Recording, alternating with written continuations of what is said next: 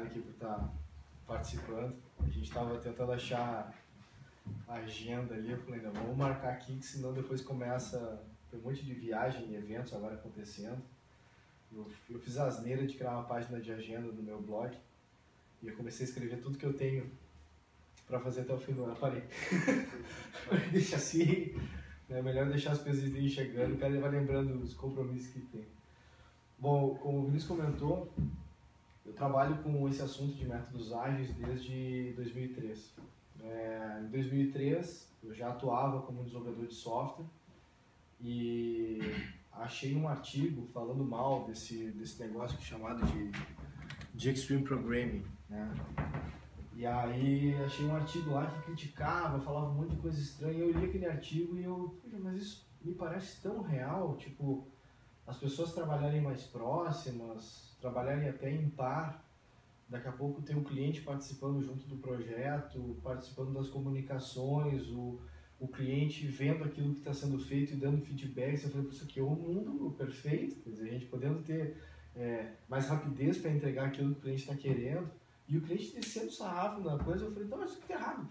E aí eu comecei a ir atrás de informações, e aí caí no tal do Extreme Programming, isso em 2003. Em 2004, eu estava num evento de linguagem de programação e chamei para esse evento um dos caras que era referência no assunto no Brasil na época, ainda é, o Klaus Westerfeld. Inclusive, prefácio do livro tem, né? Nessa edição aí do Klaus. E aí eu comecei a me envolver com esse lance. Em 2004 a gente criou um grupo, né, um grupo de estudos do assunto, né? E é um grupo que já existe desde então de 2004. E agora faz 2 meses, nem isso, né? Eu, Rafael, mais 2 amigos, a gente lançou um livro sobre o assunto, né? O segundo livro em português sobre esse assunto. Então, pra gente é bem legal tá falando disso aí. E o que acontece, né, nesse lance assim? Eu mandei pro Vinícius a ideia da palestra com o título de Cultura de Agilidade. Quando a gente vai trabalhar em equipe, o que a gente quer fazer, na verdade, é tentar não ajustar, mas construir uma cultura dentro da organização que seja vencedora. Eu não sei as histórias que vocês já ouviram de empresas, mas ontem, por exemplo, eu estava num evento conversando com o pessoal e teve uma situação lá que uma pessoa pediu desculpa. E depois eu cheguei para ela assim, por que você pediu desculpa? Eu fiquei muito em dúvida, assim, por que você pediu desculpa? Não, é porque eu acabei fazendo do meu jeito. Foi ok, foi extremamente verdadeiro o que tu fez. Por que tu pediu desculpa? Porque na empresa que eu trabalho é tudo muito certinho, não sei o que lá e tal. Tem sempre alguém olhando o que a gente está fazendo e dizendo que tem que ser do jeito X, Y, Z. E eu falei, tá, mas o que? Aqui não é a tua empresa, aqui tu está num público que tu pode ser você mesmo, né? E aí eu falei assim, não peça mais desculpas. Ela, tá, desculpa. Não! E aí tá, né? Mas é muito louco assim quando a gente começa a trabalhar com empresas e a gente começa a ver muito processo, muita regra, muita coisa, e tá aí, onde é que tá a chance das pessoas se mostrarem e poderem colocar o seu jeito de ser dentro da empresa, né? A cultura de uma empresa é a soma das culturas que cada um de nós está trazendo ali para aquele jogo, né? Isso pode ser mentira se você é podado a cada coisa que tenta fazer dentro de um local. E talvez aquele local então não seja o local para você estar presente. Então, esse processo de trabalhar com os métodos ágeis, ele traz alguns princípios. Por exemplo, eu vou valorizar muito mais a comunicação entre pessoas do que a formalização de processos. É importante eu ter processos, é importante eu ter regras e acordos, mas esse processo ele vai acontecer naquilo que a gente faz, naquilo que a gente percebe como sendo efetivo dentro de uma equipe, e aí eu formalizo. Então, eu não chamo um consultor para definir um processo para mim. A gente vai começar a vivenciar e ver que o jeito A é melhor que o jeito B. Ok, vamos escrever isso aqui, vamos dizer isso aqui é a nossa regra, nosso jeito de funcionar, aquilo que a gente acordou, beleza, vamos lá. Então, fortalecer muito mais esses laços, as interações que a gente vai criando entre as pessoas, né? Uma outra coisa também é buscar muito mais a entrega de valor do que necessariamente grandes projetos e documentações e etc. e tudo mais. dependendo do projeto que a gente está participando, ele vai exigir algum tipo de formalismo por causa do que a gente está vivenciando. Ah, eu vou construir um prédio, não sei o que lá, beleza, tem uma série de formalismos que eu tenho que ter e tudo mais. Agora, dependendo do tipo de projeto que eu vou executar, eu tenho que começar a executar esse negócio e começar a ver o que está acontecendo, e aí criando o plano, muitas vezes conforme eu estou vivenciando a coisa, né? Os métodos ágeis, eles tentam acelerar o processo de entrega ao máximo possível e questionar muito o que é a entrega de valor, né? Então, quando eu estou desenvolvendo um aplicativo, eu começo a questionar, será que eu preciso ter essa funcionalidade? Tu mostrou aquele carrossel ali. A primeira versão, vai sem carrossel, cara, vamos sem carrossel, lança o troço, faça ser aprovado na loja da Apple, que é uma coisa mais difícil nesse início do caminho, entendeu? Algumas vezes demora um dia, outras vezes demora um mês, né? Você começa a questionar o que o aplicativo está fazendo, estou tentando ganhar dinheiro sem passar dinheiro para mim, então começa uma série de questionamentos que a loja vai trazer. Então, os métodos ágeis começam a questionar o que eu posso entregar de mais valor para esse pessoal, né? E olhando para dentro da equipe, como é que eu organizo para não ter o tal dos gargalos naquilo que eu estou fazendo? Eu comecei uma atividade, agora eu passei para outra pessoa. Aí essa outra pessoa, ela vai fazer, mas ela está esperando um outro retornar uma informação para ela, e daí eu comecei a ter esperas, e eu comecei a ter gente que tem que aprovar, eu tenho que passar para 5 pessoas aprovar, não sei o quê. A gente começa a identificar esses gargalos e esses desperdícios e ver como é que eu consigo, às vezes, eliminar ou reduzir esses tempos de espera, né? A gente faz uma brincadeira, isso vocês podem pegar na atividade que vocês fazem, né? Desde que alguém pediu até o resultado entregue, né? Soma, pega todo esse tempo aqui que demorou e soma os tempos de real trabalho. Então, do tipo, tem que montar uma peça para publicar lá no Facebook, sei lá, pegar um exemplo de uma coisa. O cara demorou meia hora para fazer a paradinha lá e tudo mais. A gente vai fazer alguma coisa lá e tipo, beleza. Só que o tempo para levar, para aprovar, para ver não sei o que, para não sei o que lá e a gente vai ver que a nossa não é tão eficiente o que a gente está fazendo, né? Eu demorei, sei lá, 2 dias para aprovar um negócio que eu levei meia hora para fazer. Então, como é que eu reduzo isso? Porque isso que me dá mais produtividade. Aquele cara entrega pouco. Não, vocês demoram demais para provar, eu faço rápido as coisas, né? E no mundo de software, às vezes acontece muito isso. Vocês vão se deparar com alguns sistemas aí que tem, às vezes, atualizações 1 ou 2 vezes por ano, né? A gente vive uma realidade onde todas as semanas a gente tem atualização do software, né? E a gente tem capacidade de atualizar todo dia se quisesse. Mas aí vem a questão de, será que meu cliente vai perceber que eu estou atualizando todo dia? Será que vale a pena atualizar o aplicativo todo dia? Imagina, todo dia tu vai usar o app e ele vai dizer, tem uma atualização nova, quer baixar? Que coisa é essa? Então, existe uma questão também de ritmo de se buscar nisso, né? O quão rápido eu preciso ser para que meu cliente perceba que eu estou trabalhando para ele, entregando valor para ele, né? E quando eu consigo transcender isso de software para qualquer outra área de negócio que vai se trabalhar, isso também é bem interessante. Pega uma área administrativa, financeira, etc., qualquer tipo de valor que tenha que ser entregue para a ponta, né? Eu tenho estabelecido o que é de expectativa de ser recebido do outro lado lá. Eu poder conversar com o meu cliente e dizer, quando eu terminar essa atividade que eu estou fazendo, vamos combinar o que é esperado que apareça aí no final? Se isso aqui for legal, o que vai ter aí? Né? Então pode ser um momento de sonho. Eu gostaria que tivesse A, B, C, D e tal. Ok. Então eu já tenho uma base daquilo que eu tenho que fazer, eu só vou parar de fazer o que eu tenho que fazer quando eu tiver aquele A, B, C e D completos, né? Então imagina, por exemplo, de um aplicativo, tu poder passar lá para a equipe de desenvolvimento, olha, a gente espera que tenha isso daqui. Ok. Daqui uma semana, 2 semanas e tal, os caras vão voltar, estamos te trazendo porque a gente terminou aquilo que a gente combinou e tal. Ou, nesse meio tempo, eles vão vir para tirar alguma dúvida. Pô, a gente está fazendo aqui, quer fazer um ajuste A, B e tal, o que a gente faz? Mas a gente começa a criar esses processos de acordo entre as partes e ter essa certeza de que nada é óbvio, né? Então, uma outra coisa que os métodos ágeis desafiam muito é o óbvio. Mas é óbvio que tinha que ser assim. Desculpa, não é óbvio. A gente não escreveu, não é óbvio, né? Então, puxa, óbvio que tinha que ter apertado tal coisa. Não era, né? Que usuário burro, ele não sabe o que tem que fazer. Desculpa, seu aplicativo é ruim. O usuário não teve que pensar para pensar no que ele vai fazer na coisa. E se a gente for analisar qualquer coisa que a gente faça na nossa vida, sempre que o nosso cliente tiver que pensar para tomar ação, quem está errado é a gente. Então a gente começa a desafiar todo esse mecanismo da coisa acontecendo assim. Eu tentei montar um mapa mental aqui, brincando um pouco. Então assim, essa cultura de agilidade, ela visa muito essa busca por entrega de valor, onde eu tento estabelecer um ritmo de entrega, ao mesmo tempo que eu estabeleço como é que eu recebo feedback das coisas que eu estou fazendo. Como é que eu consigo descobrir com os meus clientes se o que eu estou fazendo está legal, né? Nas empresas, a gente tem muito aquela cultura dos feedbacks 360 graus, uma vez por ano nós somos avaliados. Isso é uma coisa horrível, entendeu? Uma vez por ano tu vai ser avaliado. O resto do ano tu fica em ameaça. E quando, na verdade, o que mais seria legal é eu não precisar ter esses mecanismos formais de parar e dizer você está sendo A ou B, ou está sendo... E eu poder conversar com as pessoas, saber, puxa, ponto de melhoria para ti, vamos lá, não sei o quê. Então, os times que trabalham dentro dessa cultura, eles de tempos em tempos, eles estabelecem um momento de parada para poder refletir e adaptar e poder melhorar, né?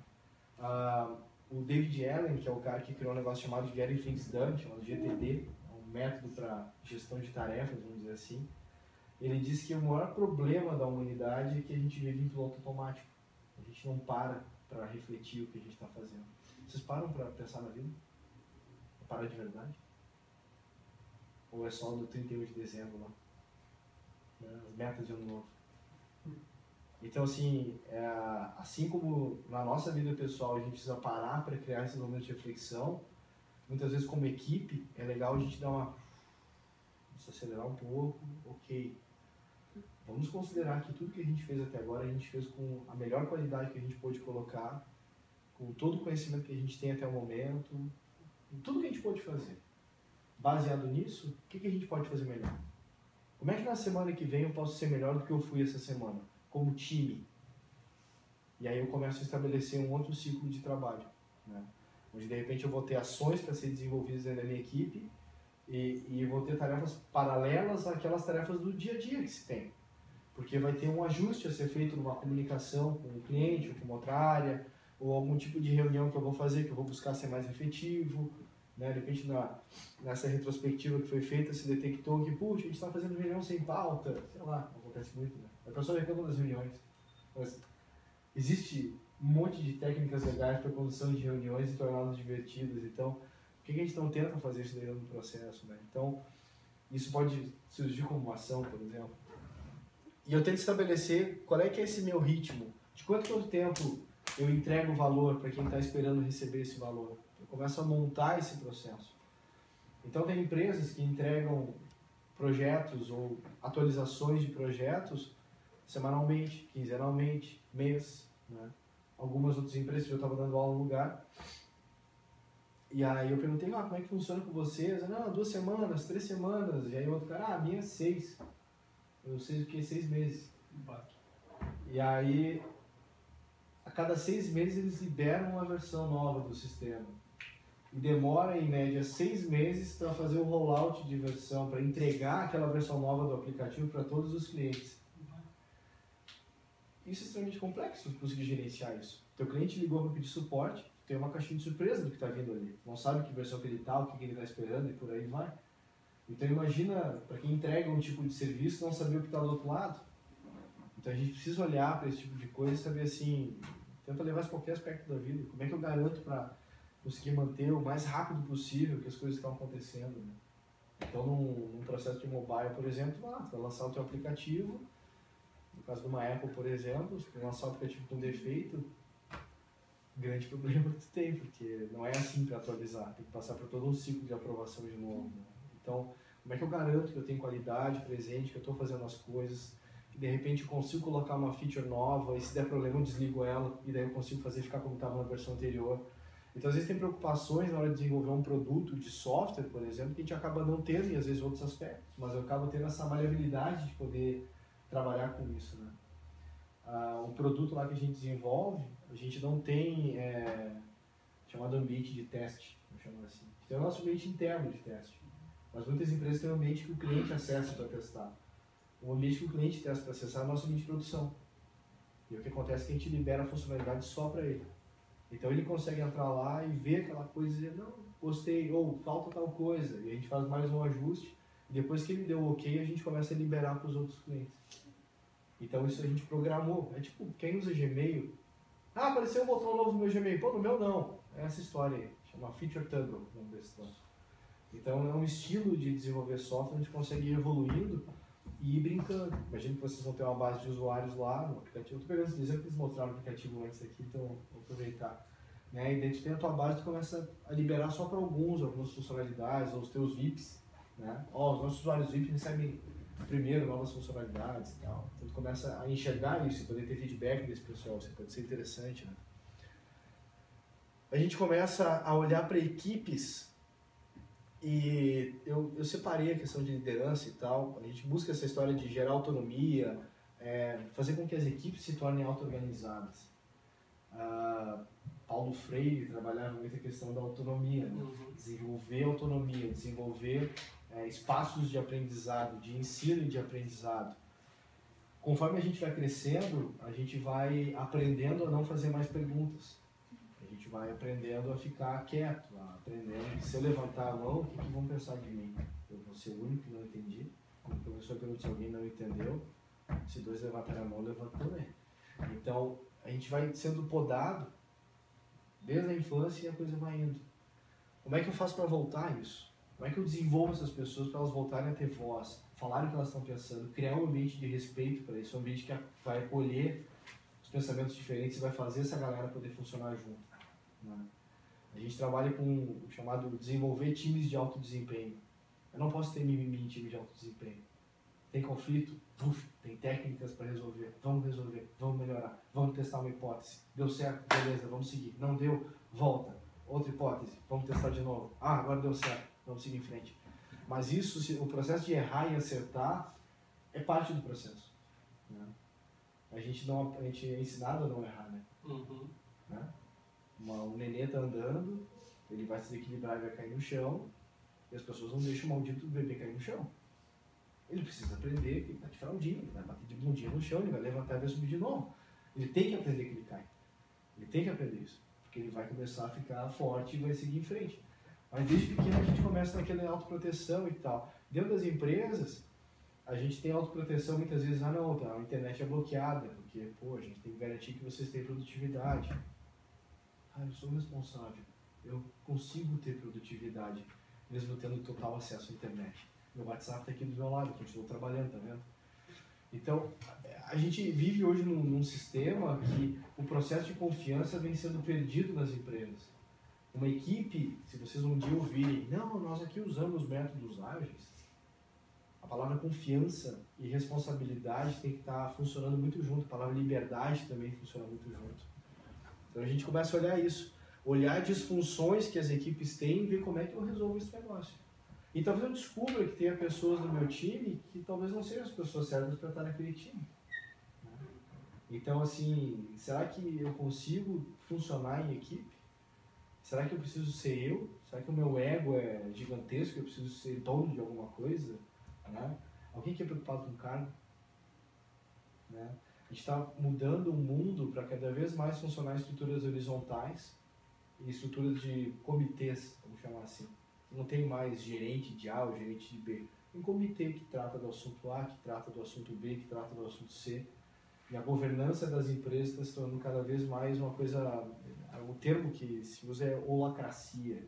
Né? Tem uma empresa chamada Zappos, por exemplo, que é uma referência nesse assunto. Então, assim, a gente vem mudando. E a base dos métodos ágeis vem muito em cima dessa estrutura. O time que se desenvolve, time que está trabalhando numa estrutura mais horizontal. A questão de liderança e liderado é uma mera configuração. Tem situações, o Rafael está aqui que é meu sócio, que eu sou o líder, ele é liderado, muitas vezes inverte o jogo. E a gente consegue vivenciar esse papel, entendeu? Não, ele está puxando, ok. Ele vai estar dando a indicação do que tem que ser feito, eu estou ajudando ele para fazer a coisa acontecer. Em outra situação, eu estou puxando, ele vai me apoiar para fazer a ação acontecer. Né? Então, se tira a visão da hierarquia, esse trabalho é uma questão de papel. Qual o papel que eu estou desempenhando agora? Agora eu sou o líder. Não, agora eu estou suportando essa equipe aqui para fazer acontecer. E isso vai acontecendo dentro do projeto também. Né? Então, a coisa vai rolando. E eu queria comentar também dessa história de fluxo, que eu tinha comentado antes, essa coisa do tempo total de uma atividade versus o tempo realmente trabalhado, porque a gente consegue começar a olhar para os trabalhos que a gente faz e a partir disso começar a enxergar como é que eu elimino esses processos de espera, porque é isso que vai fazer com que eu seja cada vez mais produtivo no que eu faço. Se cada atividade que eu faço eu tenho que esperar por alguém para tomar uma decisão, e a decisão só vai vir na quarta-feira, porque eu não sei o que é lá, eu tenho que me questionar, como é que eu aumento a minha alçada? Como é que eu descubro um plano B para me ajudar a tomar essa decisão? Eu tenho que esperar, hoje é sexta, está dizendo que até quarta-feira eu vou ter que esperar para continuar fazendo o que eu estou fazendo? E muitas empresas vão dizer, não, como é que eu questiono isso? Eu vou parar, vou ter que começar a fazer outra atividade, aí quarta-feira eu vou passar adiante aquilo ali, 10 minutos depois eu vou ser chamado e a pessoa vai dizer que aquilo que eu fiz não está certo, mas eu acabei de começar outra atividade agora. Eu vou ter que parar o que eu estou fazendo aqui, e aí já tem gente esperando que isso aqui esteja pronto também para voltar. Eu estou criando um problema, né? E aí a galera fica criando gestão de 1.500 coisas e tal, e na verdade a gente reage muitas vezes às coisas, né? Como é que eu vou prevenir essas coisas? Como é que eu trabalho em modo prevenção? Né? Se diminuir esses gargalos e conseguir fazer com que o fluxo do trabalho consiga fluir, muitas vezes o trabalho em par pode te ajudar nisso. Então, eu estou terminando, o Vinícius sabe que tem que vir parear comigo no final do dia, porque ele vai me ajudar a dar o ok nas coisas e diga, segue adiante, vamos em frente. E a gente começa a ter esse processo. Os métodos ágeis, tem um troço aqui que é um documento lá de 2001, e tem uma história aqui dos princípios que ele tem. Eu queria só comentar com vocês, então. Vou ter como uns exemplos, assim. Então, exemplos de princípios. Vou pegar o do 12º para cima, só para vocês terem uma ideia. Intervalos regulares, o time vai refletir sobre como se tornar mais efetivo, depois vai fazer ajustes, né, e tunes e tal, para poder se comportar de acordo. Semanalmente ou quinzenalmente a gente vai se reunir para ver como é que a gente pode melhorar. Na YouMove, lá onde a gente trabalha, toda sexta-feira, das 5 horas até as 6 da tarde, a gente se reúne e faz uma retrospectiva. A gente vê o que teve de pontos positivos e negativos da semana, o que foi positivo a gente celebra e verifica se aquilo ali, na verdade, não tem que virar um acordo novo. Pô, isso aqui é tão bom, vamos fazer sempre. Né?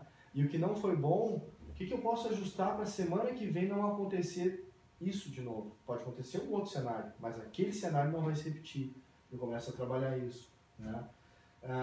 Processos, aqui é muito ligado com software, né? Então requisitos, arquiteturas e designs vão emergir de times que se auto-organizam. Na verdade, qualquer tipo de trabalho onde eu consigo ter times que se organizam para trabalhar, eu posso ter muito mais sucesso na história. Né?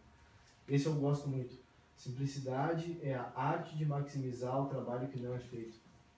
Então, muitas vezes a gente quer resolver tudo com software. Às vezes não é software, é só processo. Eu lembro que eu fui trabalhar numa empresa de um amigo meu lá, dando consultoria, e a gente resolveu todo o processo dele com 2 iscaninhos. Só organizando para onde que vinha papel, para onde é que ia papel, onde é que ia tal coisa, onde ele sentava.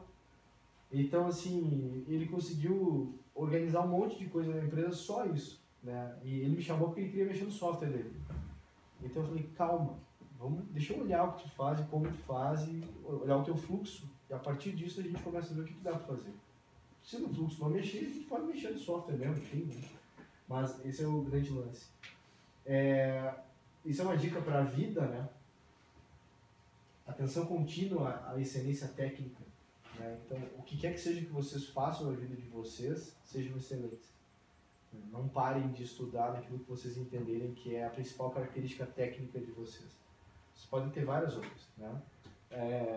Eu não gosto de usar mais a palavra carreira, porque a palavra carreira significa que a gente vai ter projeção hierárquica ou proporcional, enfim, eu não curto muito esse lance o hierárquico em si, eu curto mais essa visão de líder liderado e tal. E aí, até olhando os caras tipo os Michelangelo da vida, Da Vinci, sei lá, Rousseau, os pensadores, esses caras tinham vários papéis, né? Eles faziam várias coisas, desde pintura, engenharia, cartógrafo, não sei o que lá e tal, um monte de coisa. E hoje parece que a gente é proibido, né, de ser várias coisas. Então, por que eu não posso ter várias identidades, né? Então tem um estilo de currículo agora que a gente chama de T-shape profile. Então tu tem um aprofundado naquilo que tu é muito bom, mas tu começa a crescer também em coisas que tu tem de habilidade, né, que tu quer ou desenvolveu na tua adolescência e vem trazendo, ou na infância, enfim, mas aquilo ali se torna uma habilidade tua no teu dia a dia. Então a gente não pode negligenciar essas coisas assim, né?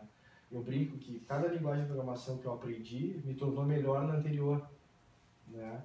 Quando eu comecei a praticar mais tênis, eu melhorei meu jogo de basquete e vice-versa, né? Quando eu comecei a tocar bateria, um monte de coisa começou a melhorar na minha vida. Vai entender, entendeu? Mas esses aprendizados, a gente tem que começar a achar essas conexões das coisas, assim. Então, esses caras, assim, aquele lá de cima, né? A forma mais eficiente e efetiva para coletar informações é através de conversações face a face.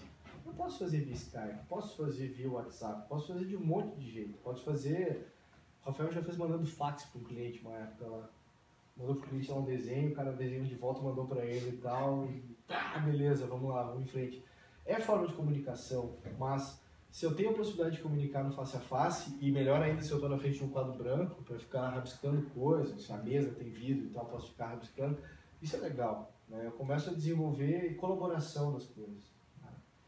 Então, assim, a ideia é que trazer um pouquinho para vocês dessa história dessa cultura de agilidade e tal, né? Mas muito a ver com esse processo de, ok, temos um projeto, pode durar 3 anos o projeto, quando vai ser a primeira entrega dele? O que vai ter nessa primeira entrega dele? Que valor eu vou entregar? Então eu não posso priorizar qualquer coisa, eu tenho que priorizar aquilo que vai dar mais valor. E eu não vou pegar a coisa mais fácil, eu vou pegar a mais difícil. Porque se vai dar errado, que dê errado logo, saca? Então, assim, é legal vocês começarem pela Apple, porque, tipo, passou pela Apple, passa em qualquer loja, entendeu? Então, é legal também olhar por esse lado da coisa, assim. Então, eu começo a olhar as situações e vejo isso, né? Como é que eu posso priorizar, como é que eu posso ter o meu cliente, ter o feedback, né? Eu entreguei para ele, o que ele falou? Eu entreguei. Isso não é mais suficiente. No mundo atual, isso não é mais suficiente. Preciso garantir que o cara entendeu, fez, que ele tweetou, que ele deu Facebook, ele achou o máximo, entendeu? Então, é meio que o modo de seguir as coisas hoje em dia. A gente precisa, não necessariamente Facebook, Twitter, né? Ambiente corporativo dificilmente vai acontecer, mas de algum jeito tu vai ter esse retorno do teu cliente lá dizendo, não, é isso, cara, gostei muito do que tu fez e tal, né? O pior sentimento que a gente pode ter é a indiferença. Então, ou ama ou odeia, mas fala. É tipo esse lance assim da coisa, né? Acho que é isso, eu queria agora, para não ter edição. Até mais, até a próxima aí pra quem tá assistindo. Danielwood.com. Valeu. Beleza.